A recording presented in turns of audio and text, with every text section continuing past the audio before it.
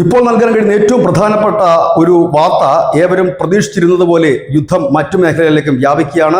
Russia NATO സഖ്യത്തിന് നേരെ ആക്രമണം തുടങ്ങി എന്നൊരു വാർത്ത പുറത്തു വരുന്നു. ഉക്രൈൻ ആക്രമണങ്ങൾക്കിടയിൽ തന്നെ റഷ്യ പോളണ്ടിലേക്ക് ഡ്രോണുകൾ അയച്ചു. ഈ ഡ്രോണുകൾ വെടിവെച്ച് വീഴ്ത്തിയതായിട്ട് പോളണ്ട് അറിയിച്ചു കഴിഞ്ഞിരിക്കുന്നു. പോളണ്ട് പറഞ്ഞത് തങ്ങൾ ഈ ഡ്രോണുകൾ തകർക്കാൻ തങ്ങളുടെ ആയുധങ്ങളുമൊപ്പം നാറ്റോയുടെ പ്രതിരോധ സംവിധാനവുമൊക്കെ ഉപയോഗിച്ചിരുന്നു എന്നാണ്. ഇതിന് തൊട്ടു പിന്നാലെ തന്നെ വാർസോ ചോപ്പിൻ ഉൾപ്പെടെയുള്ള പ്രധാന വ്യോമത്താവളങ്ങളെല്ലാം തന്നെ പോളണ്ട് അടച്ചിരിക്കുന്നു.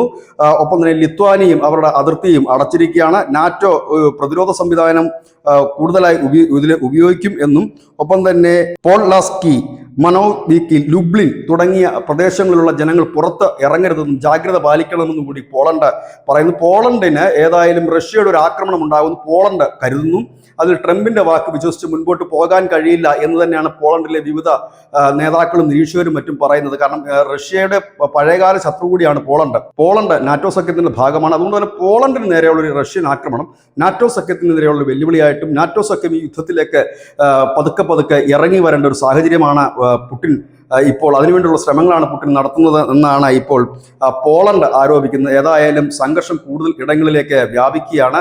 അമേരിക്കയുടെ ഭാഗത്തുനിന്ന് ഒരു സ്റ്റേറ്റ്മെന്റുകളൊന്നും വന്നിട്ടില്ല. ഇതിപ്പോൾ ആദ്യമായിട്ടാണ് പോളണ്ട് റഷ്യയുടെ ഡ്രോണുകൾ വെടിവെച്ചിടുന്നത്. നമ്മൾ ഇതുവരെ കേട്ടിരുന്നതെല്ലാം റഷ്യ ഉക്രൈൻ യുദ്ധമായിരുന്നെങ്കിൽ ഇപ്പോൾ അത് പോളണ്ടിന് നേർക്കും ചെറുതായി തിരിഞ്ഞിരിക്കുന്നു എന്നുള്ളത് തന്നെയാണ്. അതായത് പോളണ്ട് എന്ന് പറയുമ്പോൾ നാറ്റോ സഖ്യമായി തന്നെ നമ്മൾ അതിനെ കാണണം.